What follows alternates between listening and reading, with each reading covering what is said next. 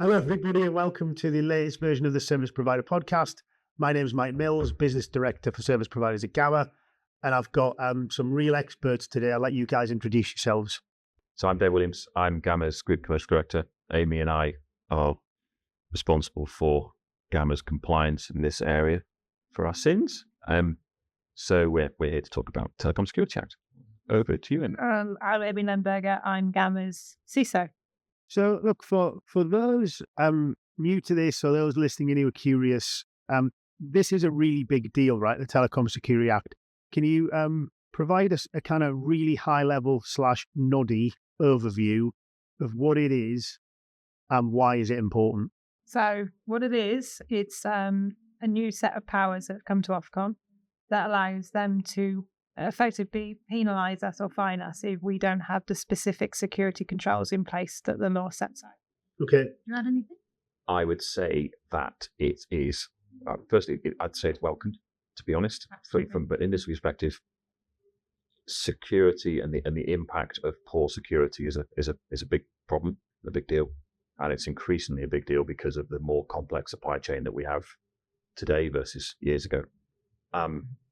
What it's seeking to bring about is firstly probably say more power to government to designate specific vendors as not being allowed to be in your network.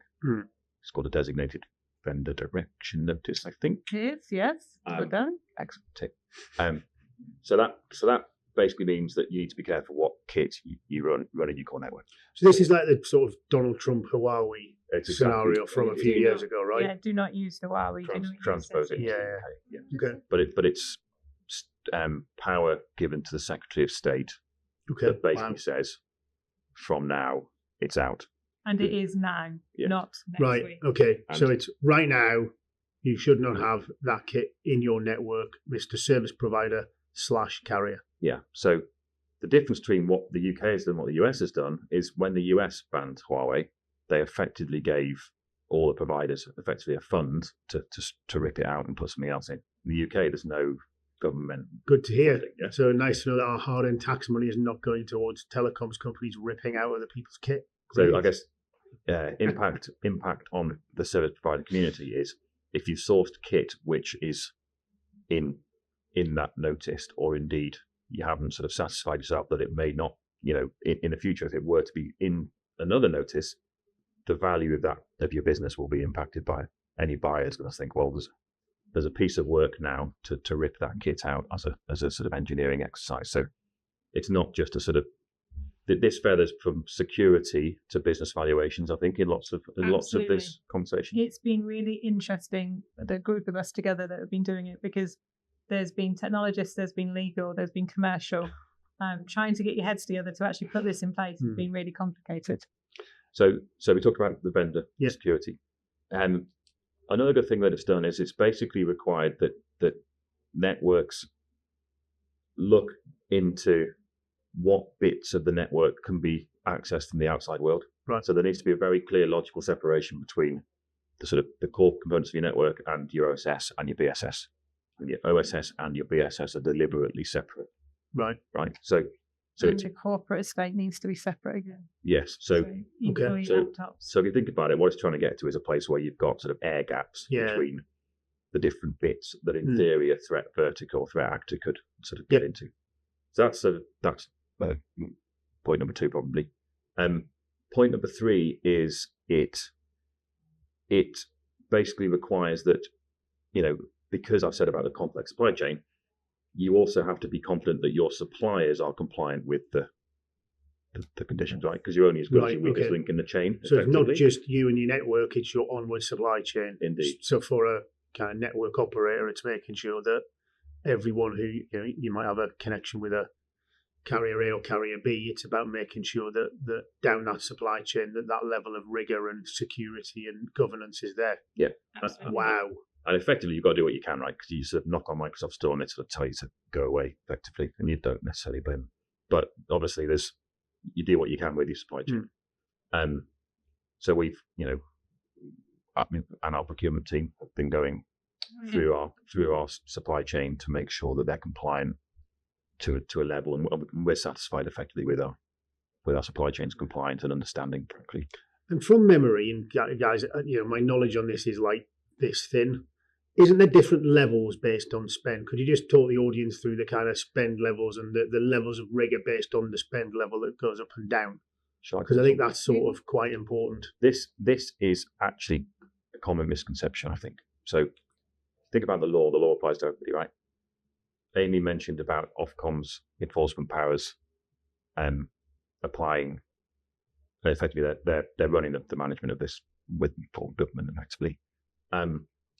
Ofcom are trying to clearly prioritise the big networks first, so they've effectively created 3 tiers of operators based on their relevant turnover, which is effectively their comms revenues. So I'm guessing there's kind of tier 1s are your BTs, your Vodafone, your kind of national incumbent tier 1 operator is, type.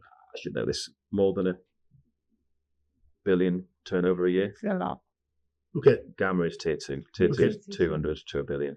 And then there's, I guess, sub 200. No, it's 50 to $1 billion. Apologies. Okay, right. So most of our, if you think about the sort of UCAS type competitors in the market, they'll likely be tier 2 as well. Okay.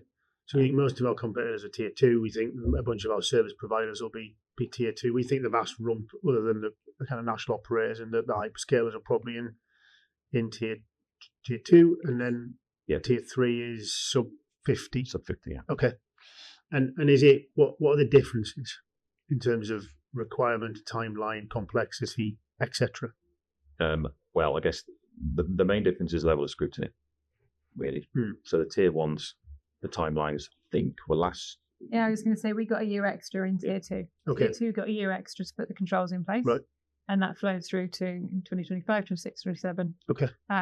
But tier 1s already had to have a lot of the controls in place. But the sort of the catch-22 is because the tier 1s have to have the controls in place earlier. If they're buying from someone that's not a tier 1, they effectively have to sort of level up their own supply chain. Yeah. Which is a bit of a, it would be interesting to see how that sort of worked, really, because obviously we're doing it as a tier 2, but there's the flow down effect is there as well. The thing I find sort of quite staggering about this, and I'd love your comments on it, is I talk to loads of service providers. We talk to global ones, we talk to national ones. The quantity of service providers who are blissfully unaware that this is even a thing, I think, is staggering, and something that I think people should be concerned about, right? If your tiering is just a fact, right? So Ofcom are monitoring this via their statutory information request powers, right? So they call them S135 notices, which is basically the powers they have under Section 135 of the Comms Act. And effectively they're legal audit notices. They are not fun. It's fair to say. Amy likes them, but they're not fun. But clearly, Ofcom, like I said, are they're resource constrained. So I don't know whether all tier 2 providers have had these audit notices. We've all had them. So all the tier 2 had them as far as we're aware. The review and scrutiny is definitely on the tier 1. Yeah. So what that means is, even if you haven't had a notice, you are in scope. Right. It's not up for debate. I guess what's the risk? The risk is you get a notice and you're in a mess. And that's probably ignorance is not a sort of defence really in this. Probably the bigger risk to the service providers, again, sort of with a sort of commercial hat on, is it'll devalue your business. If you ever come to exit, or anyone looking at the due diligence will ask you for your Telecoms Security Act compliance looks like. And not having an answer would be a problem, almost certainly. And just for sort of, I think one of the fascinating things about the service provider market we working in the UK is there's sort of people on a variety of journeys. So we've got quite a number of what you'd call classic MSPs or resellers that have decided to become a small network operator. I'm guessing if their turnover's over 50 million, they're in for this and they don't even know it. For relevant products. What's a relevant product, Amy? If they're comms products. Telephony.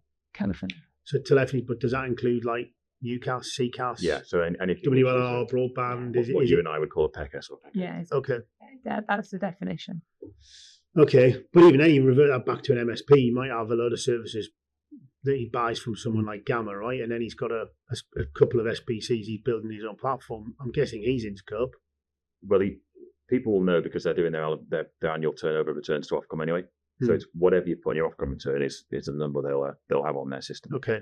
But would it count all of those products? And apologies for the sort of noddy questions, but I think that this is a turnover concept, Mike, is a it's effectively an Ofcom terminology for how much you get charged. So anyone spending more than 50 million quid a year on comm services is technically tier 2 and therefore compliant to have the Telecoms Security Act is something that they have to honour if they're running any sort of voice network.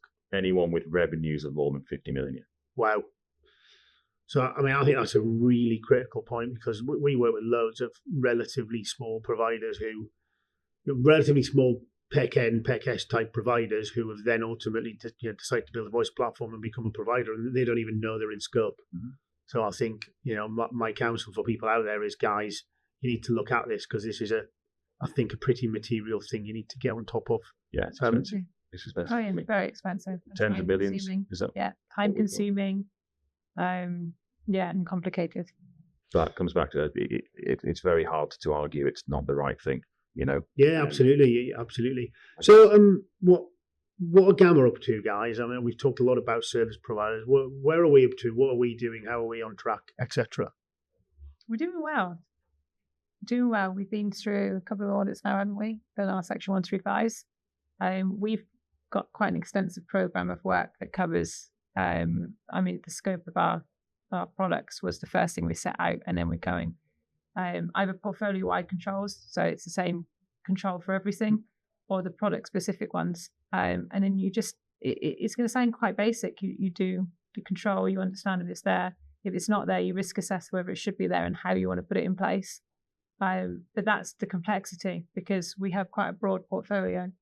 And then there's different ways you can do the controls and different ways you can work.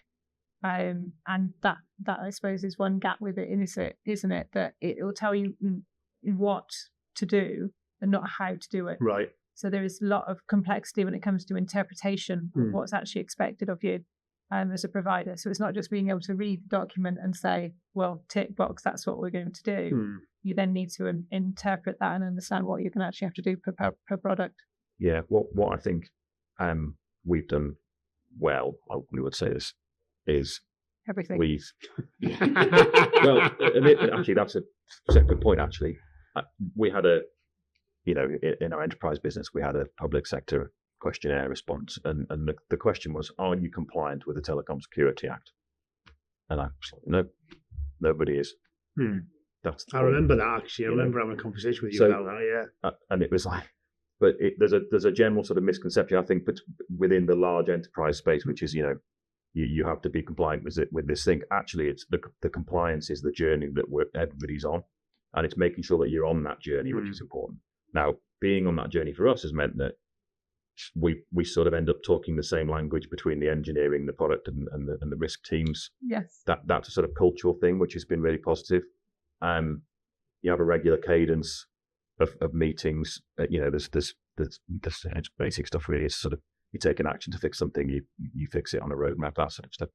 And the new products and new product releases and features, they go through effectively a gating process, which includes deciding on the structure and the Telecoms Security Act sort of gate is now part of our new product process.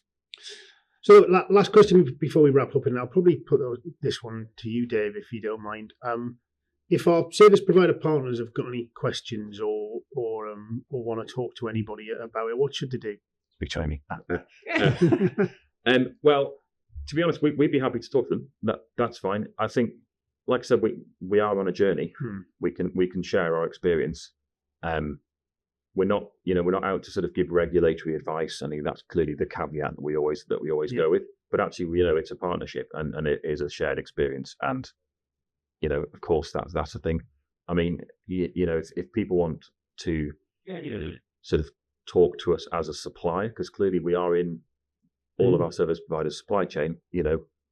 We've got terms that we're very happy to sign around our own compliance with the Telecom Security Act. That's really important.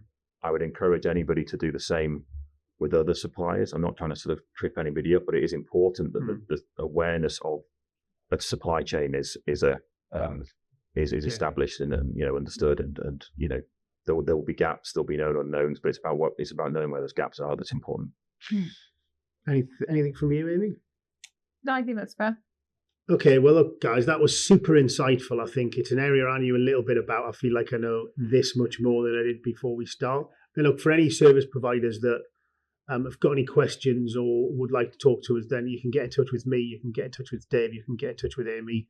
Very happy to be open and transparent about the journey we're on and what we're doing. But guys, this was fantastic. Really enjoyed it. Look forward to the next one. And yeah, thanks for listening, everybody.